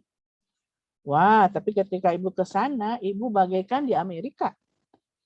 Jalannya besar-besar kayak di Amerika kan, kalau di Eropa jalannya kecil. Ini besar-besar jalannya. Ya. Kemudian sepanjang jalan itu pohon gitu ya. Aduh. Ibu sama sekali tidak menyangka. Itu yang menjadi salah satu faktor produk-produk China itu demikian efisien karena infrastrukturnya sudah baik gitu ya.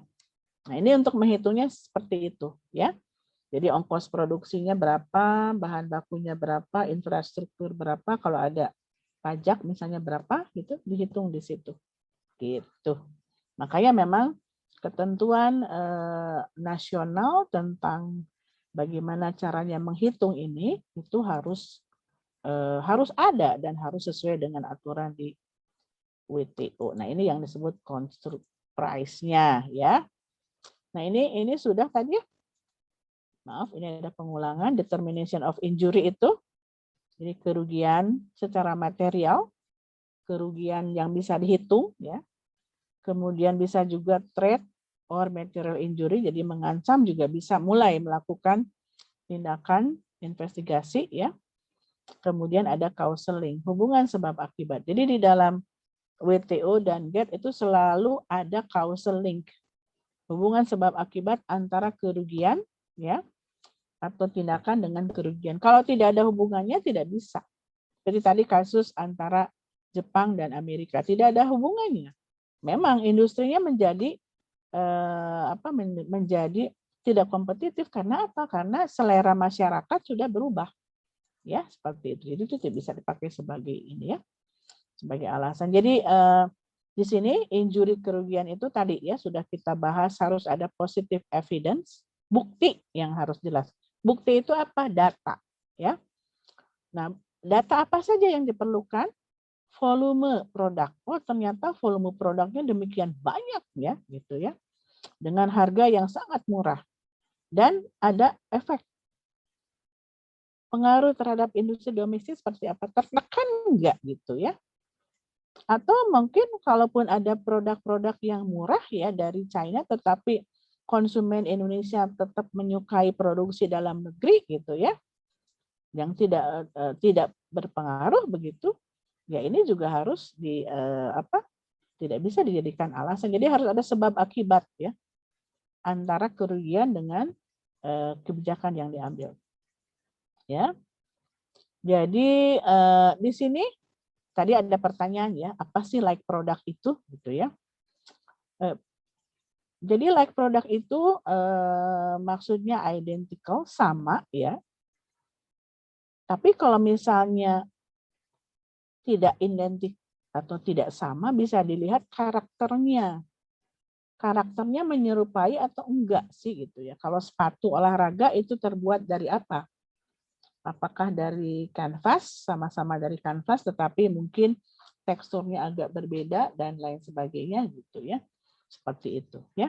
Jadi atau closely menyerupai ya dari produk itu. Jadi memang pengertiannya bisa luas ya. Untuk tahu sekarang perkembangannya seperti apa, kita harus melihat kepada kasus yang ada. Tapi sepemahaman Ibu, kasus-kasus yang berkembang sekarang sudah luas. Jadi bukan lagi kepada identical, tidak sama. Kalau tidak sama, tapi fungsinya sama tidak sebetulnya. Bahannya yang satu kanvas, satu kain, tetapi fungsinya adalah sepatu olahraga. Itu bisa masuk seperti itu. Ya. Jadi itu domestic industry, kemudian ini nih ya. Jadi ini juga like product itu penggunaannya sama, diperluas ya.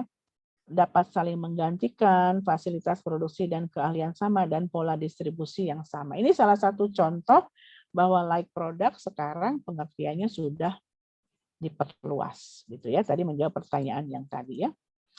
Kemudian apa yang terjadi next setelah ini kita mempunyai data yang sudah lengkap, kemudian mulailah dilakukan investigasi ya.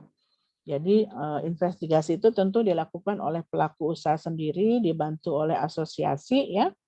Setelah investigasinya dan asosiasi sepakat, oh ini sudah terjadi kerugian nih gitu ya, lalu mengeluarkan apa yang disebut petition ya. Jadi petisi itu semacam pengumuman yang harus diinformasikan kepada publik, bisa melalui statement dari pengusaha itu, melalui asosiasi, melalui media, dan lain sebagainya, bahwa kita akan mengajukan penuntutan terhadap dumping. Ya. Kemudian di situ ada jangka waktunya, dan tentu ini harus dikaji ulang dari awal sampai akhir, sehingga nanti jangan sampai nanti buktinya dianggap mentah dan dikalahkan di forum WTO seperti itu ya. Ini proseduralnya. Kemudian ini tidak boleh kurang dari 2% de minimis, itu artinya margin dumpingnya tidak boleh kurang dari 2% ya. Margin dumping itu artinya antara kerugiannya dihitungnya seperti ini. Jadi memang ada aturannya, selain market share tadi 50%, kemudian penghitungan kerugiannya juga tidak boleh kurang dari 2% ya. Nanti ini kita next saja. Nah, sekarang di Indonesia seperti apa? Tadi kita sudah bicara konteks hukum WTO-nya, ketentuan WTO, anti dumping di Indonesia seperti apa. Jadi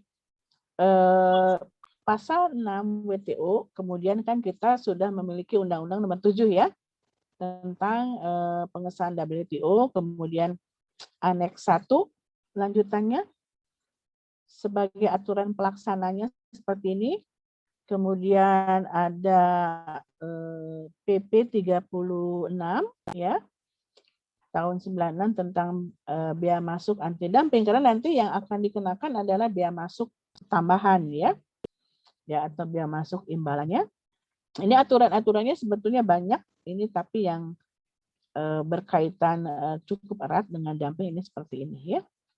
Jadi di sini ada mekanismenya. Jadi di Undang-Undang Nomor 7 itu generalnya, kemudian PP 36 tahun 96 sudah menerapkan, mengadopsi ketentuan-ketentuan pasal 6 di dalam WTO. Ya, kemudian aturan bagaimana pelaksanaannya untuk penentuan anti dumping kalau kita ingin mengajukan tuntutan itu ada di PP nomor 34 tahun 2011. Kemudian ada lagi peraturan Menteri Perdagangan ya. Jadi nanti bisa lihat ininya ya. Jadi dasarnya pasal 6 GATT WTO, kemudian aneks 1 dan seterusnya ya. Jadi kalau Anda ingin lihat di websitenya Kementerian Perdagangan itu semua ada di situ ya. Nah ini ya, tadi ada pertanyaan biayanya seperti apa. Di PP 34 2011 itu anti dumping itu adalah tindakan diambil pemerintah. Jadi pengenaan biaya masuk anti dumping terhadap barang dumping. Jadi nanti kalau memang terbukti ada biaya masuknya, itu ya. Ini itu ya. Kemudian nah ini di sini ada juga ketentuan tentang produk sejenis. Barang sejenis adalah produk dalam negeri yang identik atau sama dalam segala hal. Ya, tapi ini masih kalau dilihat dari aturan WTO ini masih terbatas ya, barang yang memiliki karakteristik khas. Sedangkan kita lihat perkembangan kasus yang ada di WTO sendiri sudah meluas kepada misalnya bukan karakteristik, kepada fungsi ya, fungsinya sudah identik. Jadi untuk tahu perkembangan terakhir, coba kalian lihat kasus dumping terakhir ya. Itu kalau dinamakan like produknya sudah sampai mana kalau dumping ya.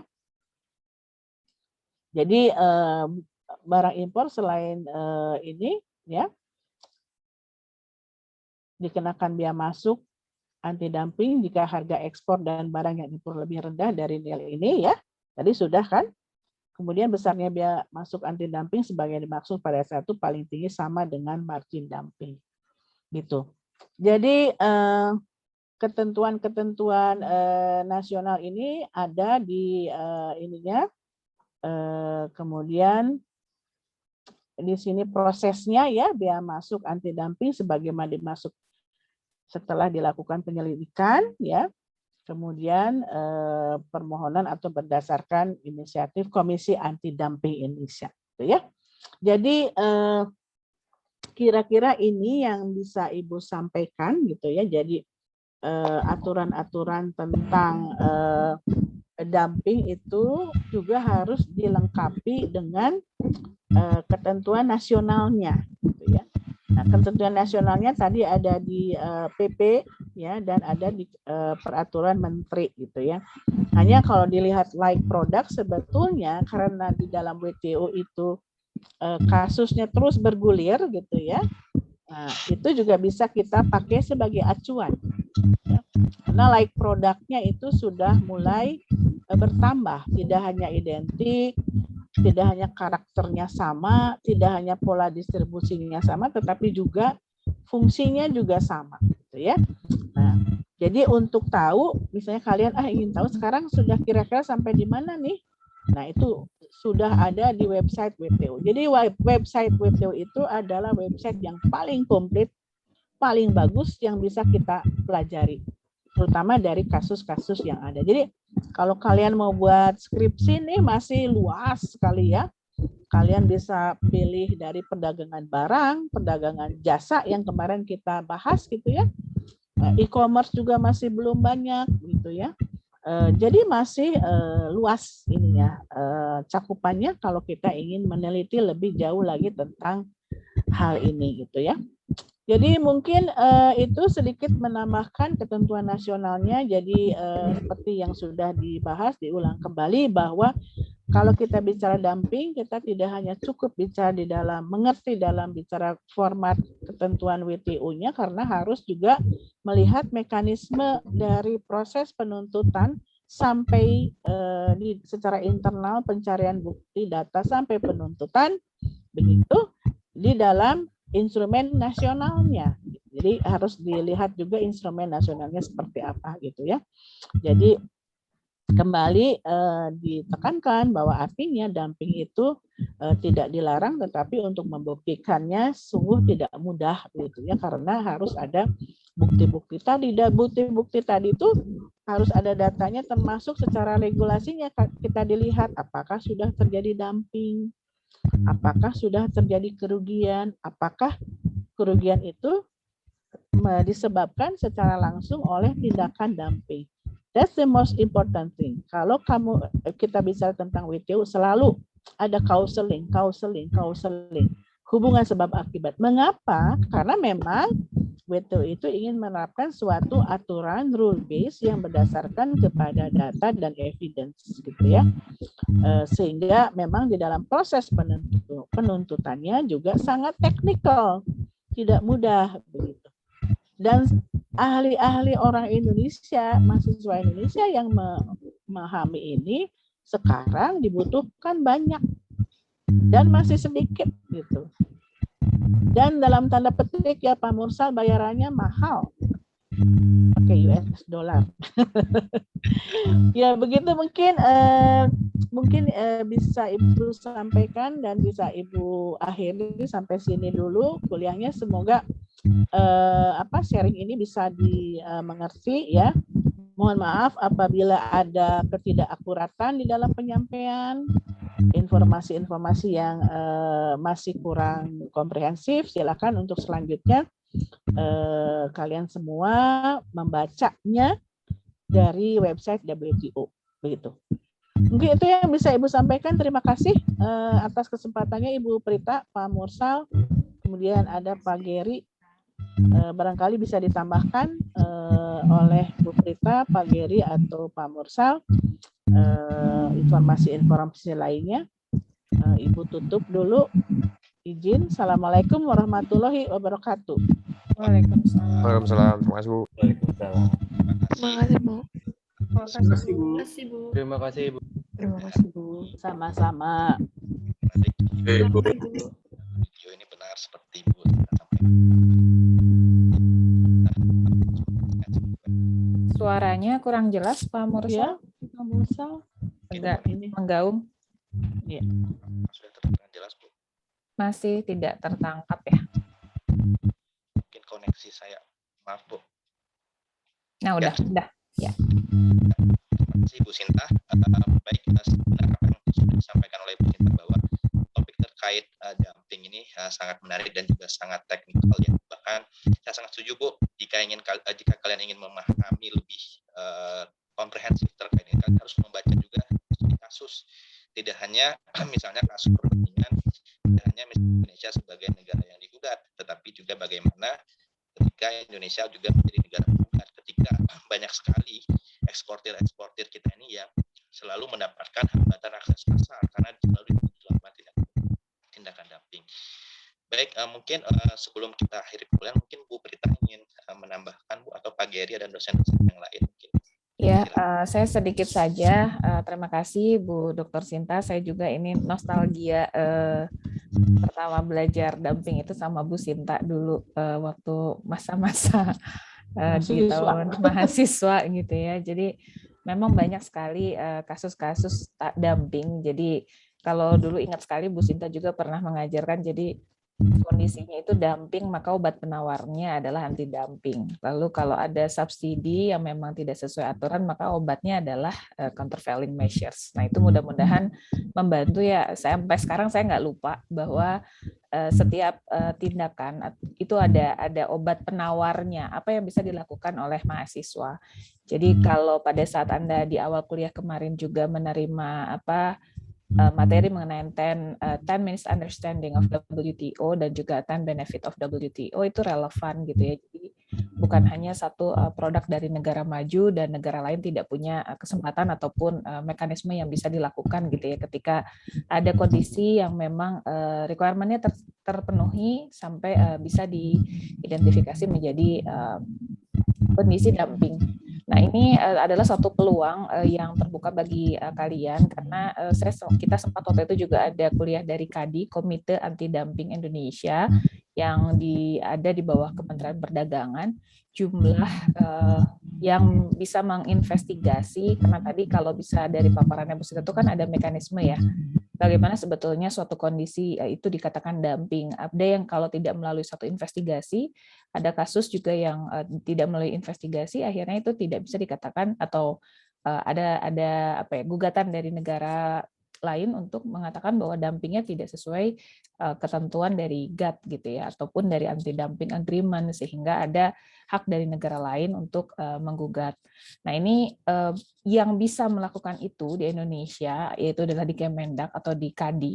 Jadi KADI itu ada Komite Anti Dumping Indonesia dan juga ada Komite Pengamanan Indonesia atau KPI, itu lebih ke safeguard.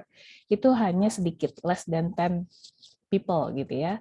Jadi kalau di sini ada 200 mahasiswa, maka sebetulnya kalau Anda tertarik itu bisa juga menjadi satu peluang gitu ya, dan membantu pemerintah Indonesia sebetulnya, dan juga kondisi ekspor impor di Indonesia.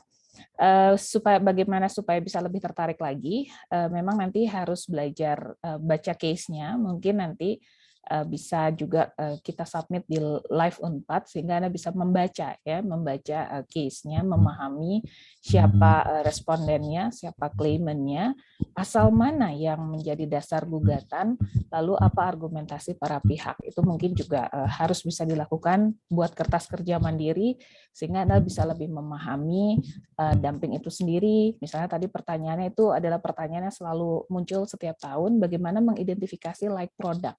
Apakah like product itu harus apple to apple gitu ya, atau like product itu ternyata juga termasuk end usage-nya seperti apa gitu ya, penggunaannya untuk apa. Nah, itu juga. Nah, saya ingin menyampaikan informasi saja Bu Sinta, di Instagramnya Kemendak sore ini akan ada live Instagram dengan salah satu direktur perundingan perdagangan, dan saya pikir ini menarik, yaitu mengenai cerita mengenai seputar menjadi negosiator di dalam bidang perdagangan internasional. Jadi silakan bagi kalian yang berminat, dan saya rekomendasikan gitu ya kegiatan ini jam 4 itu ada jam 4 sore waktu Indonesia Barat. Kalau misalnya ada di wilayah Indonesia lain, ini jam 4 waktu Indonesia Barat.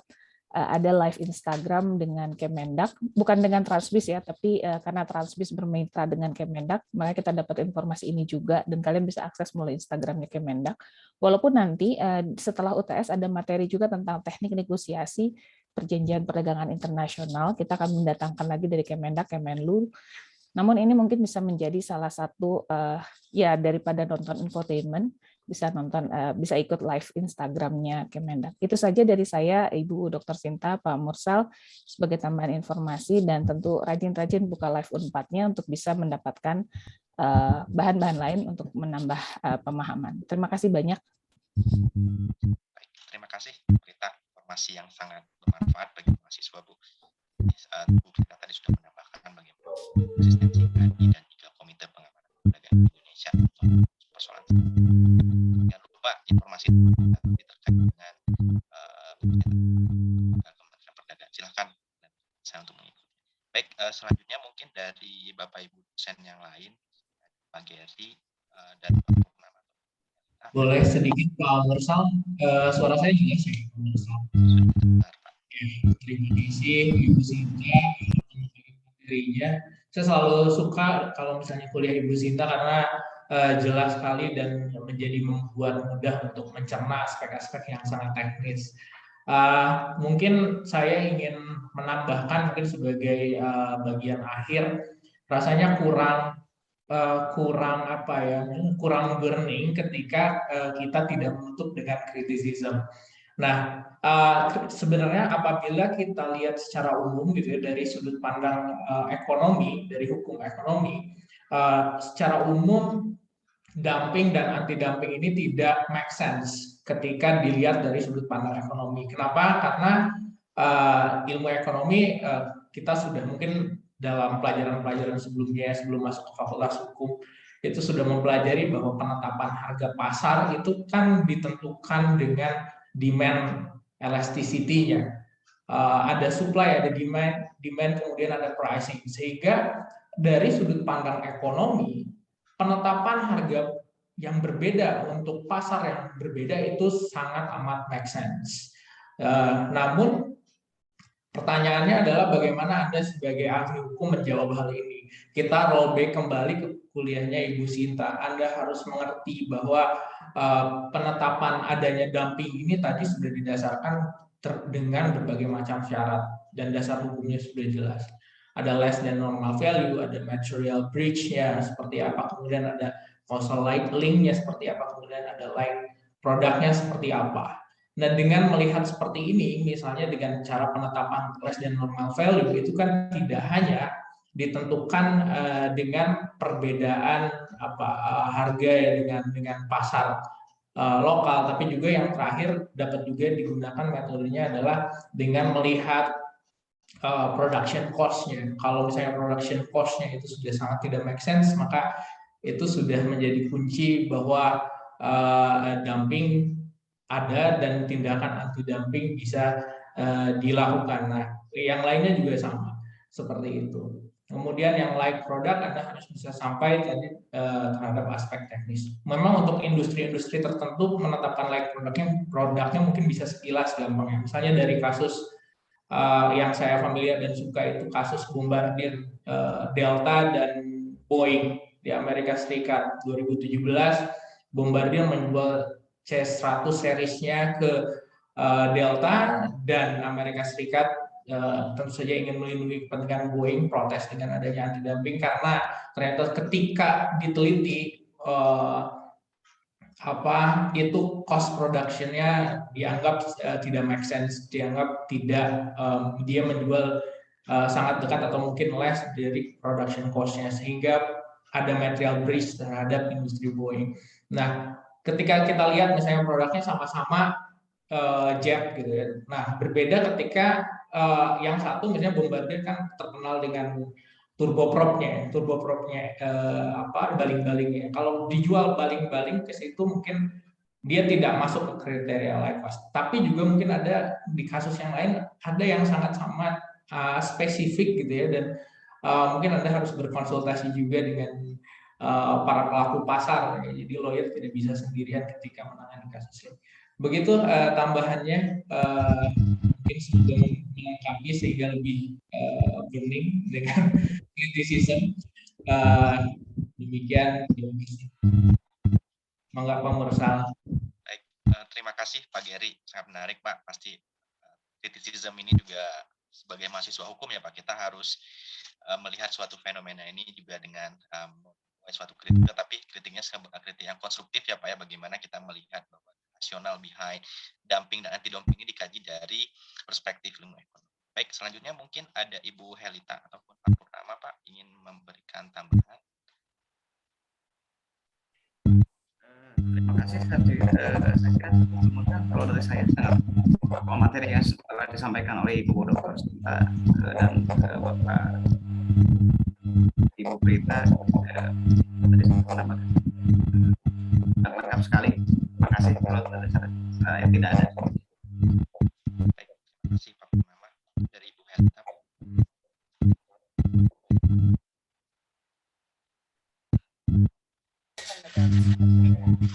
Ya mungkin sedikit ini bukan penambahan ya, tapi untuk teman-teman mahasiswa tadi ini sangat-sangat penting untuk Anda nanti ke depannya. Kenapa? Khususnya untuk yang akan mengambil tugas akhir terkait perdagangan internasional, dumping dan anti dumping. Saat ini banyak juga yang mengambil terkait hal tersebut. Ini sangat-sangat penting karena ini adalah basic untuk menjadi bekal Anda nanti ke depannya ketika menganalisis satu kasus dan ketika nanti di dalam pekerjaan Anda juga Anda misalnya ya alhamdulillahnya Anda di Kementerian Luar Negeri atau di Kemendag gitu ya. Nah, ini menjadi bekal untuk Anda bagaimana sih mengatasi kasus-kasus perdagangan internasional ini. Mungkin itu Pak Mursal, terima kasih. Terima kasih Bu Sinta, Bu Prita, Dr. Nama, Pak Geri. Enggak, sami-sami Bu Helita. Terima kasih Bu Helita, Bu Sinta. Dan mungkin saya ingin menambahkan sedikit ya Bu ya, terkait tadi Pak Geri menyampaikan kritik, mungkin saya ingin menyampaikan sedikit current development ini terkait dengan isu trade remedies ini Bu. Jadi ada suatu kritik juga sih sebenarnya mengenai anti dumping ini, khususnya terkait dengan eksistensi regional trade agreement. Ini ada suatu perdebatan di kalangan sarjana khususnya terkait dengan beberapa regional trade agreement. Misalnya seperti EU, sekarang ini mereka menggunakan pengecualian terhadap penerapan anti dumping, subsidies dan safeguard ini sesama ataupun intra member of EU. Ini bahkan bisa menjadi suatu bentuk diskriminasi yang baru. Mereka tetap menerapkan anti dumping maupun trade remedies kepada eksternalnya, kepada mitra dagang di luar member EU. Ini menjadi concern yang sedang dibahas di beberapa forum akademik oleh para ahli. Kemudian current development sekarang ini juga Indonesia itu terakhir kalau tidak salah ada kasus terkait dengan fatty alcohol, ekspor fatty alcohol Indonesia ke Eropa. Ini kasusnya hampir selesai dan mungkin update sekarang sudah diputus oleh panel WTO. Kemudian satu lagi mungkin izin menyampaikan tentang like product. Ini ada satu kasus mungkin yang bisa kalian pelajari. Ini kasusnya sangat klasik dulu, kasus alcoholic beverages. Ini antara Jepang dan Kanada ada ini. Dulu kasusnya mungkin tahun 95 ini, tapi sangat menarik. Ada